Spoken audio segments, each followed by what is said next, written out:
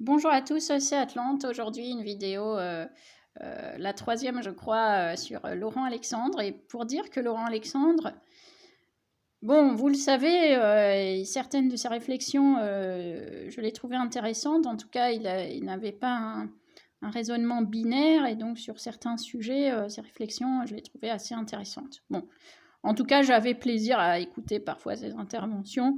Mais bon, le Covid est passé par là et le Covid rend. J'ai l'impression que le Covid et les injections, ça amplifie en fait les défauts des gens.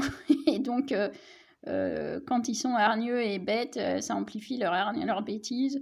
En tout cas, ce qu'on peut voir, c'est que cette maladie et puis cette injection n'améliore pas les gens en général.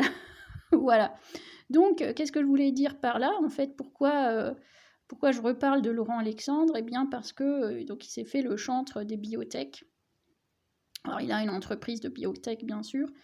Et en fait, bon, à l'époque, j'avais encore l'impression que quand il parlait de l'homme augmenté, de l'homme-dieu, etc., que c'était plus un avertissement qu'une promotion.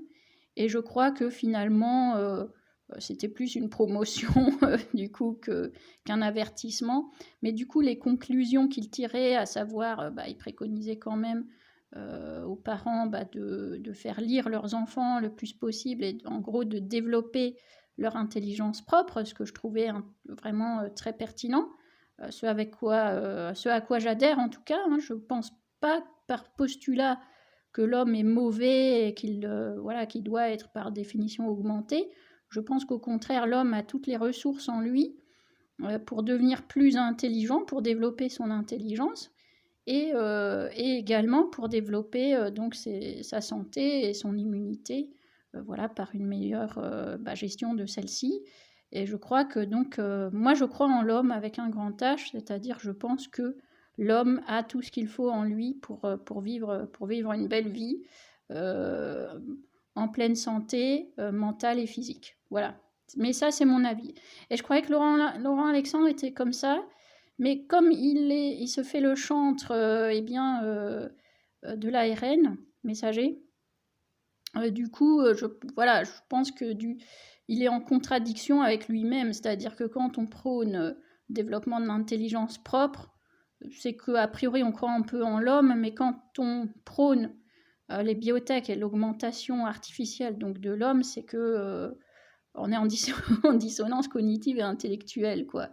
Donc, en tout cas, on ne peut pas dire à l'homme d'un côté, développe-toi par toi-même, et de l'autre, attends que des tierces personnes te greffent un truc robotisé euh, ou qui va te modifier génétiquement voilà, pour que tu deviennes un homme meilleur, ou d'ailleurs un homme quoi d'ailleurs?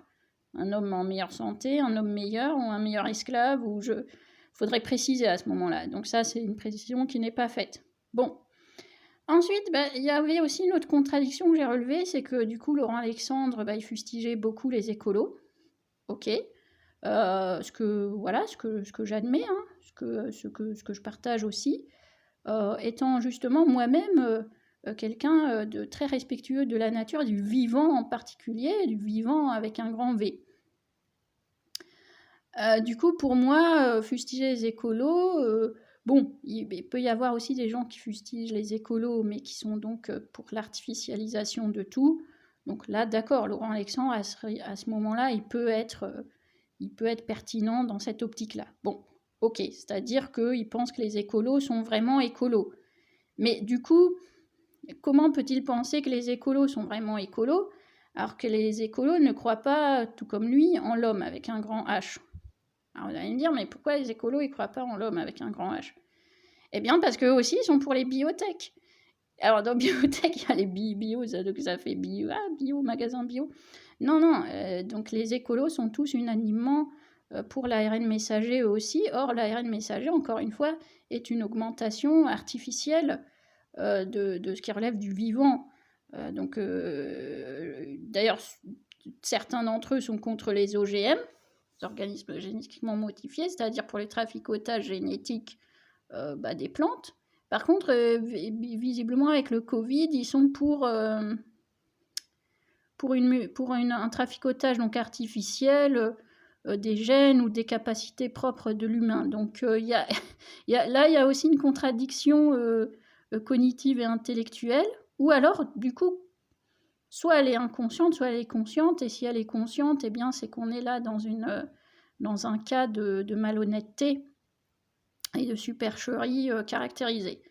Donc du coup, la conclusion, pourquoi Laurent Alexandre est l'idiot utile des écolos? Parce qu'il les fustige alors qu'en fait il est comme eux. Et voilà, c'est tout. C'est tout. Je veux dire, l'un comme l'autre sont les facettes d'une même pièce, la pièce des gens qui ne croient pas en l'homme avec un grand H. Et d'ailleurs, à considérer que l'homme en plus est une nuisance pour la planète. L'homme est une nuisance pour la planète parce que l'homme émet du CO2, oh mon Dieu. Du coup, s'il pouvait disparaître un peu plus vite et assez massivement par on ne sait quelle manœuvre, ou peut-être devine-t-on, pareil, je veux dire, quel est le dessein quel est le dessein de ces gens-là au final? Et là, je vous inviterai donc à faire le lien.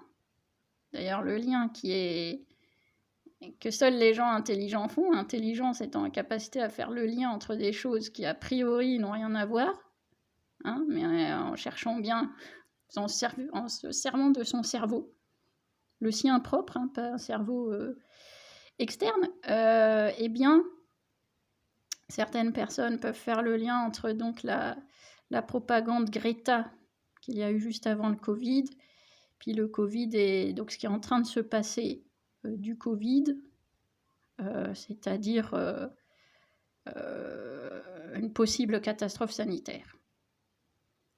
Je vous laisse réfléchir à tout ça. Et si Laurent Alexandre veut discuter avec moi, je suis dispo. Allez, salut!